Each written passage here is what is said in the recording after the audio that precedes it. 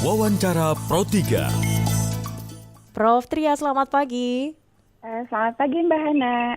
Prof. Tria, bagaimana Ya, keterkaitan antara penggunaan media sosial pada anak dengan risiko penyakit tidak menular seperti hipertensi dan diabetes? iya baik. Sebetulnya resikonya ini terkait dengan tidak langsung ya, karena memang begitu dia menggunakan media sosial tidak langsung diabetes, tapi dia melalui beberapa mekanisme. Yang paling penting adalah tadi kaitannya dengan mekanisme terjadinya kardiometabolik. Jadi menciptakan lingkungan yang potensi obes dan perilaku sedentary lifestyle. Jadi tidak suka dengan aktivitas fisik gitu ya. Nah, di mana kalau kita lihat beberapa penelitian ilmiah secara konsisten ini meningkatkan penggunaan layar yang berlebihan begitu ya, itu meningkatkan secara langsung pengurangan aktivitas fisik di mana ini menyebabkan obesitas pediatrik atau pada anak. Nah, beberapa riset itu menunjukkan kalau obesitas pada anak ini meningkatkan risiko hipertensi. Kalau kenaikan berat badannya 10 kilogram Ya. ya pada satu anak itu meningkatkan tekanan darah sistolik sekitar 3 mm Hg gitu. Jadi kaitannya sangat erat sekali. Lalu selain itu dengan dia sedentary lifestyle, aktivitas fisik yang rendah, dia juga meningkatkan resistensi insulin nih. Ini yang menjadikan anak rebahan tidak mau main apalagi outdoor gitu ya, di mana kalau dia lama-lama di dalam ruangan tidak bergerak ini menurunkan sensitivitas tubuh terhadap insulin. Nah, ini yang menjadi cikal bakal awal resiko terjadinya diabetes mellitus. Begitu secara mekanisme kesehatannya. Di luar nanti konsep bagaimana ada pengaruh dari pemasaran digital, pola hidup yang kurang sehat, karena banyak sekali iklan-iklan komersil untuk konsumsi gula ya, makanan tinggi gula, minuman tinggi gula. Lalu rata-rata memang anak yang cenderung betah gitu dengan screen time yang lama lebih dari 3 jam per hari, ini biasanya dia meningkatkan asupan kalori sebanyak 26% gitu. Karena tadi kan maunya makan diambilkan, terus maunya yang gula tinggi, lemak tinggi, garam tinggi. Dan yang paling penting Mbak, ini kaitannya dengan stres psikologis. Rata anak-anak yang komplain ya, orang tuanya itu curhat gitu. Rata-rata anak nggak mau tidur ini pada waktu yang tepat gitu. Ya. Harusnya anak butuh 8 jam, dia tidur kadang-kadang mencuri-curi waktu orang banyak tidur terus diambil lagi, dia nonton lagi. Kita nggak tahu filmnya itu meningkatkan hormon adrenalin kah, dia susah tidur. Dan akhirnya apa? Terjadi gangguan tidur, kena mentalnya juga, dan akhirnya hormon pertumbuhannya menjadi terganggu. Begitu, Mbak. Baik. Lalu kalau untuk media sosialnya sendiri ini bagaimana mempengaruhi pola makan anak? Semisal melalui paparan iklan makanan tidak sehat begitu tadi seperti yang sudah disebutkan oleh Iya. Prof. Tria ya? Betul, karena memang anak ini kan dari sisi dewasa dia untuk berpikir itu baik atau tidak kan belum gitu ya, belum saatnya. Harus ada pendampingan. Yang dia lihat kan kalau siapa nih tokoh yang iklankannya, dia punya idol, lalu dia melihat itu menggiurkan karena dikemas dengan sangat menarik sehingga dia ingin mencoba. Dan ternyata makanan yang manis itu kan memberikan adiktif, rasa kecanduan, rasa ingin terus-menerus untuk memakan itu. Nah, kalau tidak disertai aktivitas fisik, dia terbentuk pola makannya, mencoba, dan akhirnya apa? Dia request. Kalau tidak ada makanan itu, dia akhirnya rewel, tantrum, dan akhirnya orang tua kalah. Itu yang khawatir terus terbawa sampai nanti dia masa remajanya dan dewasa gitu. Ini yang dikhawatirkan, pola hidupnya ini yang dimulai dari sejak dia kecil karena paparan digital tadi, begitu.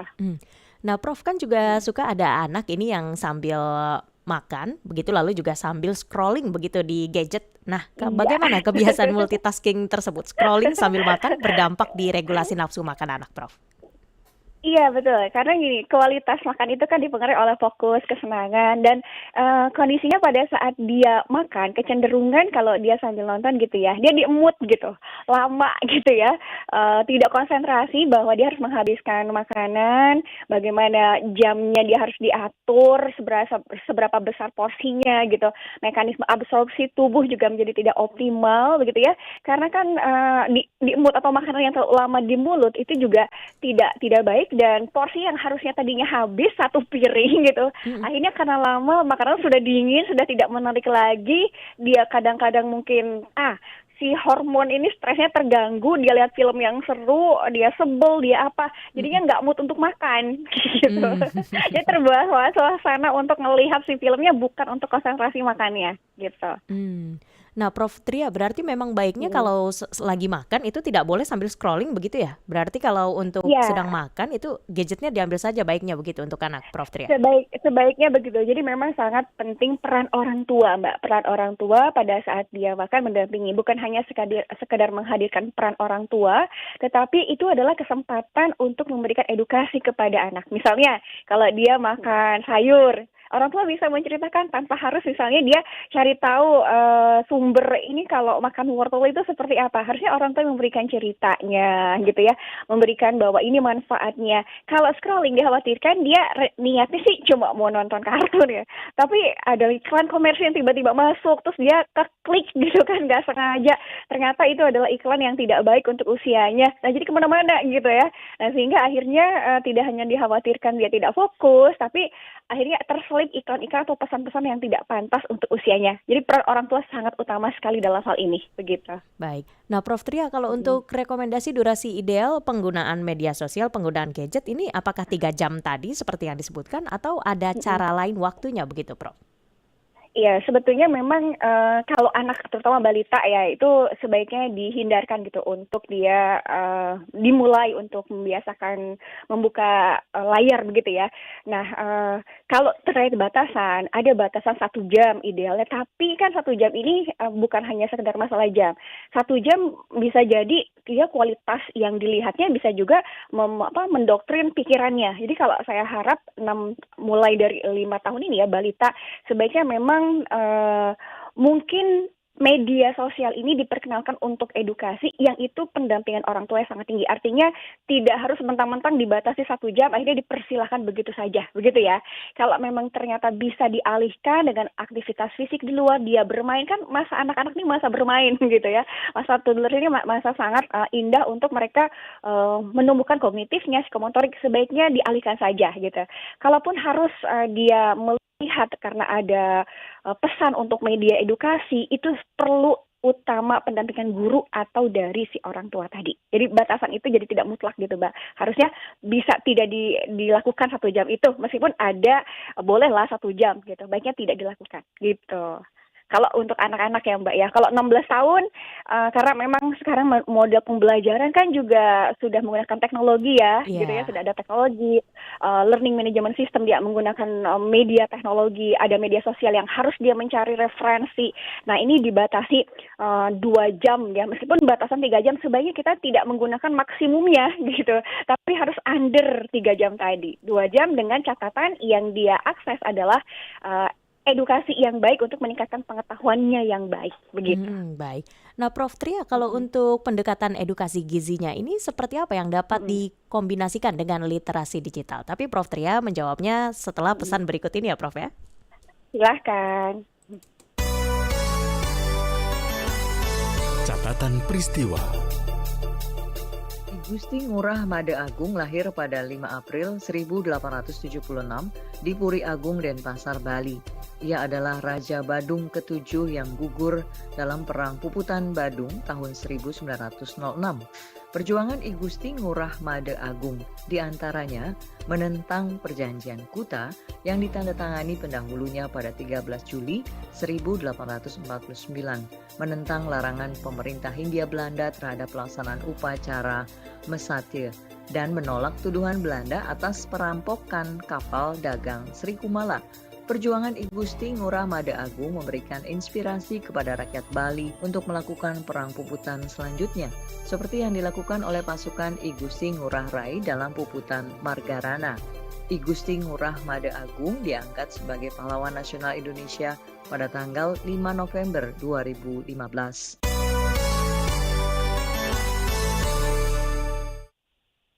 Indonesia Menyapa Pagi. Anda masih berada dalam dialog pembatasan media sosial anak, upaya menekan resiko hipertensi dan diabetes. Nah, Prof. Tria, tadi kalau untuk pendekatan edukasi gizi dapat dikombinasikan dengan literasi digital untuk mencegah hipertensi ini dan diabetes sejak dini, harus seperti apa pendekatannya, Prof? Pendekatannya kita bisa tentu multi sektor, artinya peran orang tua juga tidak sekedar peran orang tua, tapi harus ada juga berbagai peran support sistemnya anak-anak, karena kadang kan di rumah itu juga tidak hanya orang tua ya Mbak, ada nenek kakek gitu, harus komitmennya bersama-sama, jangan sampai sama orang tuanya tidak diperbolehkan atau dibatasi, tapi sama anggota keluarga lainnya diperbolehkan. Ya ini kan agak sedikit mengacaukan komitmen. Nah, ada beberapa pendekatan, misalnya manajemen berbasis nilai, artinya bahwa kita memberikan contoh atau langsung mengajak ya secara real anak-anak membandingkan antara kalau mereka menggunakan digital gitu ya, lebih baik kalau mereka beraktivitas fisik bersama, menyenangkan bersama keluarganya gitu ya. Jadi sangat penting memberikan value kepada anak-anak, tidak hanya sekedar teorinya, tapi langsung ngajak ke real di lapangan. Oh ternyata main bola seru, berenang seru ya gitu. Dan aktivitas itu membuat mereka sehat loh gitu. Setelah itu mereka konsumsi buah dan sayur. Yang kedua adalah positive modeling. Jadi dalam hal ini bagaimana mereka memiliki hobi, mereka diperkenalkan dengan hobinya mereka gitu. Apakah suka bersepeda, ataukah mereka suka melukis. Ini untuk mengalihkan bahwa peran pesan yang ada pada iklan-iklan itu hanya membuat mereka untuk terasa lapar dan mencoba begitu. Tapi kalau dialihkan hobinya, mereka coba suka makan apa itu lebih baik. Dan yang kedua adalah yang ketiga ya, family media plan. Jadi memang orang tua harus punya literasi digital yang baik gitu. Mau tidak mau di era saat ini orang tua harus cerdas dan bijak gitu. Nah, sehingga kita bisa punya komitmen bersama bahwa pada saat makan bolehlah kita sebut meja makan itu adalah zona bebas gadget gitu. Sehingga ada interaksi sosial, menumbuhkan chemistry, bukan hanya sekedar value untuk memenuhi kebutuhan gizi, tapi menu yang ada di situ menu yang sifatnya juga pesan-pesan orang tua kepada anak gitu. Fokus pada percakapan yang hangat ya, ada peran orang tua, dan menu yang ada di situ juga bisa membuat anak lebih tertarik dibandingkan iklan yang ada di media sosial tadi gitu. Seperti itu. Baik. Nah, Prof. Tria, apakah juga anak ini langsung nantinya akan menyerap apa informasi yang diberikan oleh orang tuanya ini, Prof. Tria? Apalagi kan juga sudah ada game-game ini yang ada di gadget begitu ya, Prof. Tria ya? Iya. Betul. Tentu Mbak, ini adalah suatu perubahan perilaku yang tidak bisa sangat cepat ya. Tapi intinya adalah komitmen contoh dari orang tua. Perubahan perilaku ini butuh waktu yang konsisten gitu. Jadi kalau misal pesannya cuma sehari 2 hari ya tidak bisa diharapkan anak berubah gitu ya. Tapi kalau misalnya komitmen itu dilakukan secara konsisten dan orang tua memberikan contoh, itu akan terjadi perubahan perilaku yang targetnya ini sifatnya nanti permanent behavior gitu. Jadi tidak bisa sehari ibunya berusaha mengajarkan, mengedukasi, tidak bisa. Pembiasaan dan komitmen juga memberikan contoh gitu terhadap perilaku tersebut gitu, seperti itu. Dan kita harus yakin bahwa anak kita tuh cerdas gitu, tapi mereka perlu diberikan contoh yang implementatif, aplikatif, dan mudah diterima dengan bahasa yang sederhana. Itu ruang anak untuk memahami gitu, seperti itu. Baik. Nah, Prof. Tria, kalau untuk contoh praktik baiknya, best practice-nya dari negara lain dalam mengatasi masalah ini ada tidak sepengetahuan dari Prof. Tria? Baik, kalau kita lihat ya, yang terdekat misalnya ya, di Jepang begitu ya, di Korea, mereka menyajikan makanan, coba lihat satu makanan aja mereka sangat menghargai ya Mbak, mulai dari menyajikannya, kemasannya, lalu bentuknya gitu ya. Nah, dan ternyata bagaimana mereka memproduksi makanan, banyak value ternyata, bukan hanya sekedar ini mengandung vitamin A, vitamin B, tapi value menghargai makanan. Kalau makanan itu tidak habis, maka apa yang terjadi? Sebetulnya itu value ada semua di Indonesia gitu ya. Tidak perlu kita melihat negara lain, apalagi misalnya kalau kita lihat ya, salah satunya misalnya Muslim, kita punya keharusan untuk menghabiskan makanan, menghormati makanan gitu kan. Kalaupun makanan kurang rasanya, tidak nyaman, disampaikan, dihabiskan dulu, baru mereka sampaikan apa yang membuat mereka tidak nyaman rasanya, apakah terlalu teksturnya keras, ataukah terlalu lembut, dan seterusnya gitu. Jadi budaya itu kental di Indonesia, hanya saja bagaimana kita tidak kalah dengan iklan-iklan komersi yang ada gitu. Jepang, Korea, Cina itu semua sangat menghargai makanan, dan itu Indonesia budayanya tidak kalah, jauh lebih baik gitu, seperti itu. Oke, baik. Nah, Prof. Tria mungkin dapat memberikan pesannya ini kepada orang tua yang khawatir terhadap dampak media sosial pada kesehatan anak.